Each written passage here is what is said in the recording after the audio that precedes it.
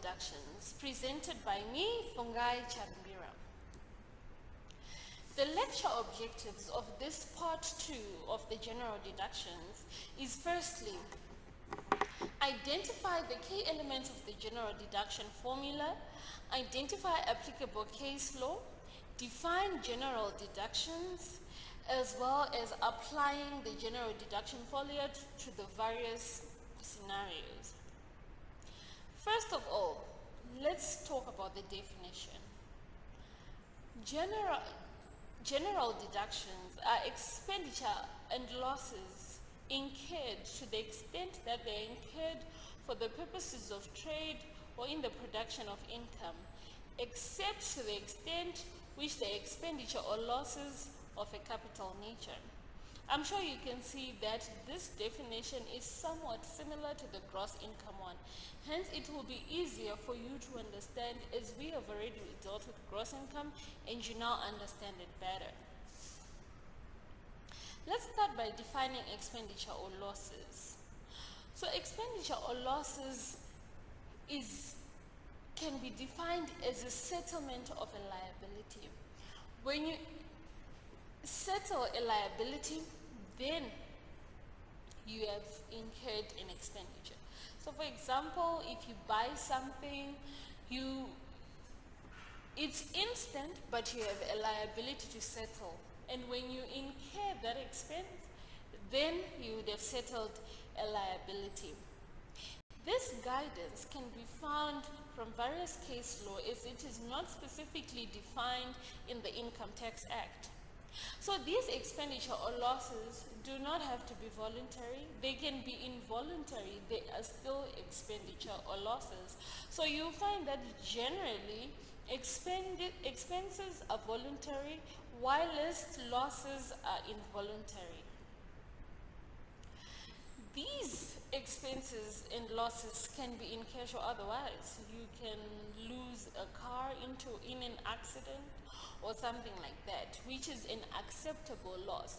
However, there are still certain elements of the General Deduction formula that we still need to apply.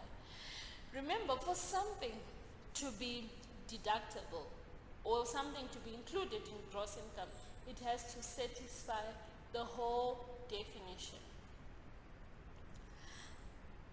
The case law, where we refer to these expenditure and losses, you can refer to Joff and Company, where they define what an expenditure or loss is.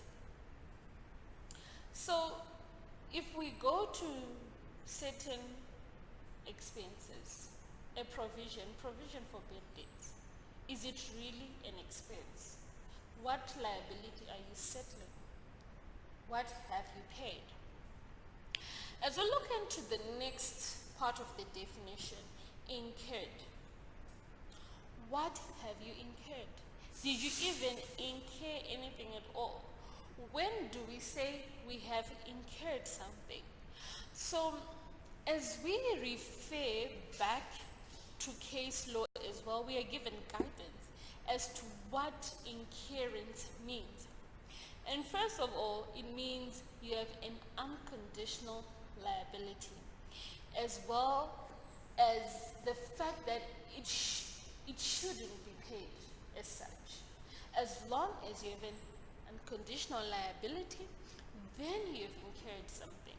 So for example, if you use electricity, if you're not on a prepaid meter and you use your electricity and you get a bill at the end of the month, the moment you have used that electricity, you have incurred an unconditional liability, because you will have to pay for that electricity that you would have used. So that means as long as there's an obligation on your part or on the taxpayer's part to pay something, then that means you have incurred something. So let's look at a few examples. Let's go back to the provision. Have you really incurred something with regards to the bad debts? Do you have a liability? Have you incurred a loss? And you'll find that you haven't incurred anything because there is no liability. Another example is foreign exchange gains or losses. These are just on paper, if you agree. This is just because the rate then was that and now it's that, and because of that you have a loss, but it hasn't been incurred. But for example, let's say there was actual movement of money. When they actually realize those gains or losses, that's when you would have incurred it. Otherwise, at the point that it's just a balance sheet item, you haven't incurred anything. Another good example would be a depreciation.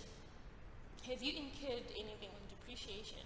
When you put an expense into your profit and loss, there's nothing you have incurred there. There is no liability. You haven't paid anything. So you haven't incurred anything. So likewise, when you're now answering your questions, make sure you refer to these tax principles. If you are asked for a reason as to why we do not deduct depreciation, do not say something other than not incurred, because we have seen quite a number of things from different people, but the true concept is you haven't incurred it. The case law to refer is the Port Elizabeth Electric Tramway. Now let's look at prepayments. You have paid an amount for a service or a good you haven't received.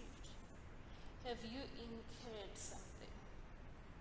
So previously, as long as you have paid, it's acceptable that you have incurred. But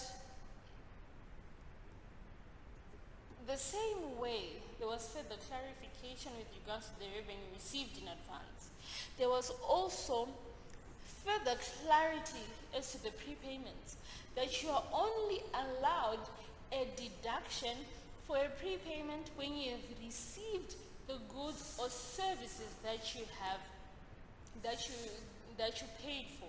So if it means you're receiving a service over 3 years, that means you apportion and you deduct the value for that 1 year.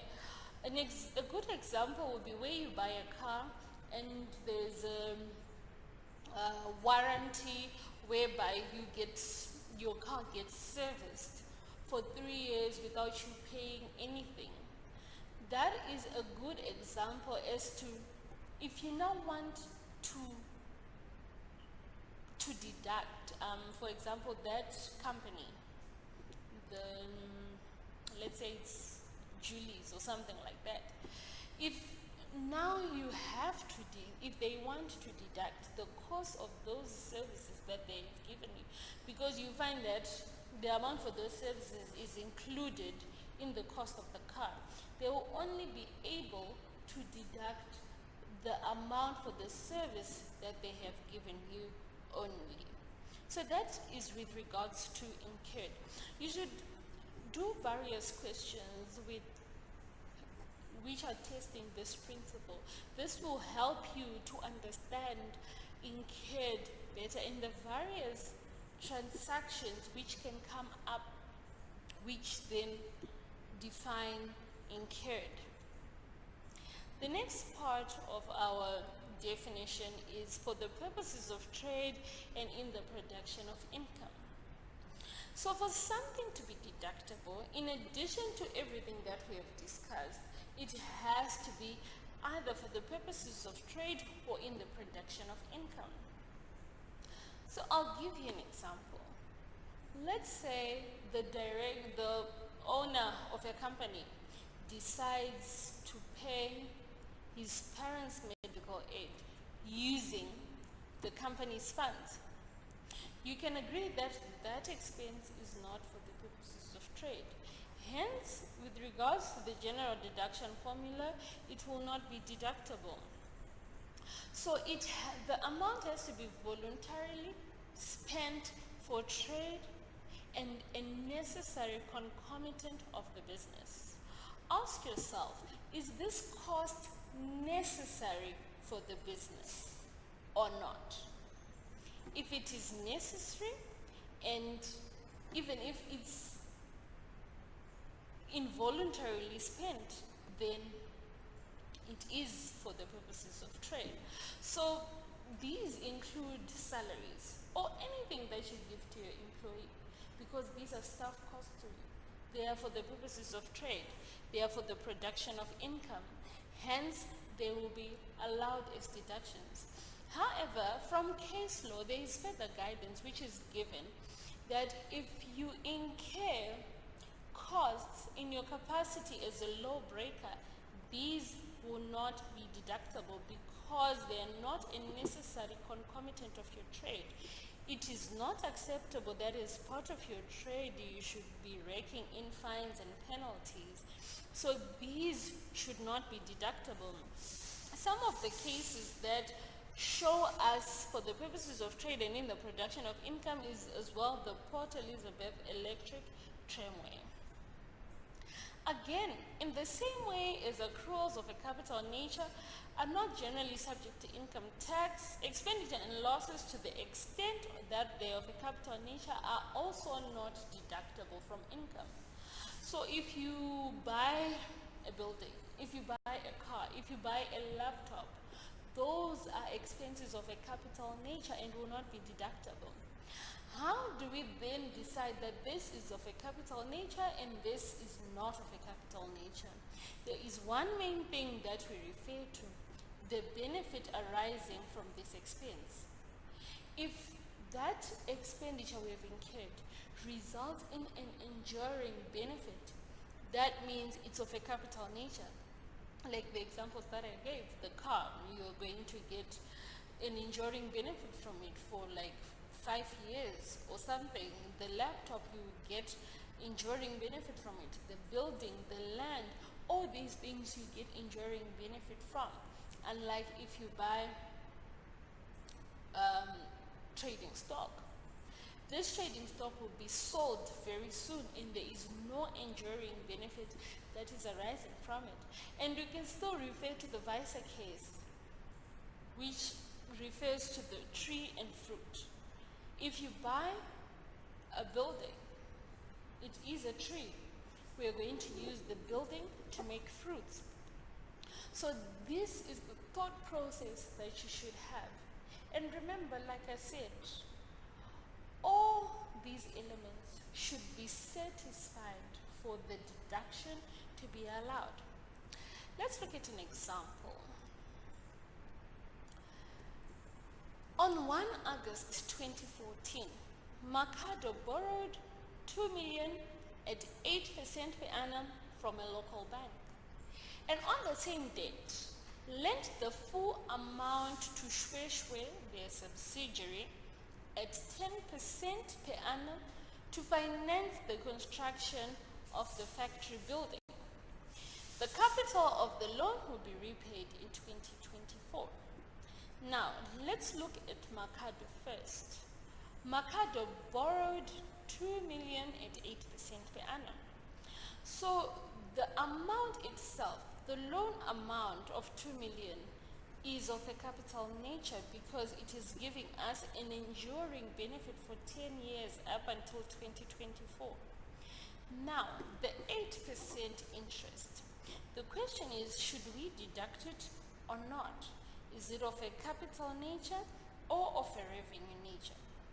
Then we ask ourselves, what is the purpose of this loan?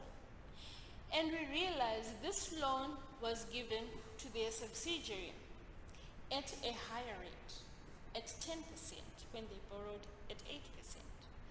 So that means Mercado is going to make a profit from this loan. They are going to make a profit of 200,000 or 20,000 between the two. They're going to make a profit of 2% on this amount. And this profit, it would then appear that they took this loan as a scheme of profit making.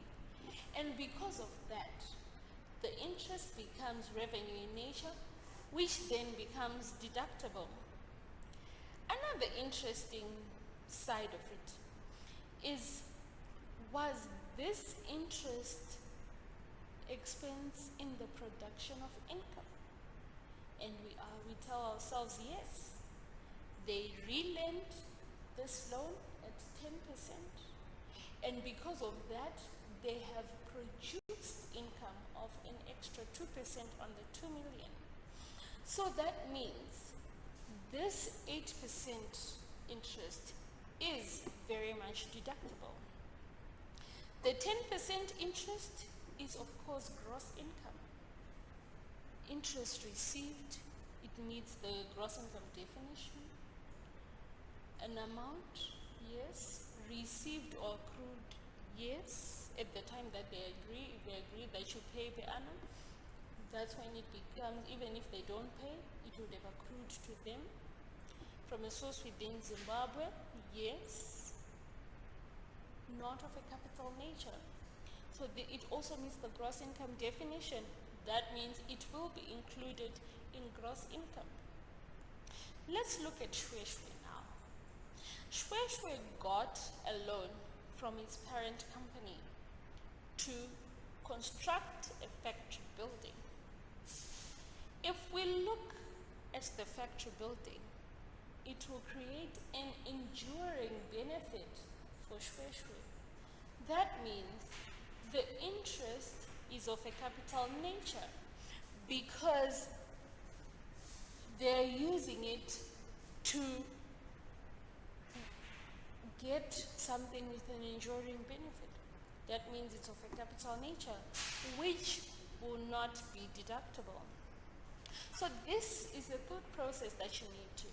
And as a person who applies, you don't only look on one side.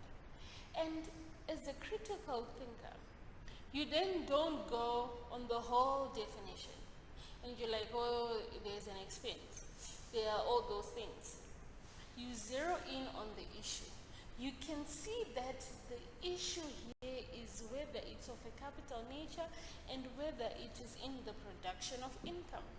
So that means these are the parts you need to go through for you to then come up with the prescription for Makado and Shweshwe on how to deal with these transactions.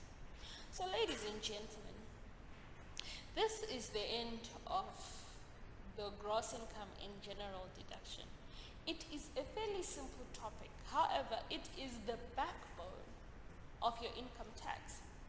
I'll give you an example. If you get a question which says, discuss the income tax implications, this question simply means, is this amount gross income or not? Or is this amount deductible or not? And why? Basically, that's what it means. So this will then be your backbone. The two definitions are your backbone. You then go, if it's an expense incurred, does it meet the general deduction formula? If it's income received, does it meet the definition of gross income?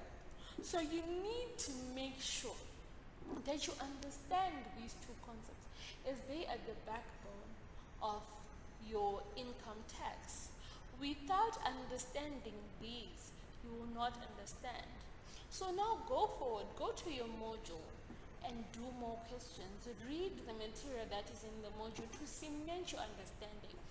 Do questions, the practice questions in the module. Do the homework question. This will make you understand better these two concepts. I'm sure you will be able to understand easy. If you have any problems, do not hesitate to come and consult. Send emails and we will be able to assist you in any way that we can. Remember, the onus is on you. Do the work and everything will be okay. With that said,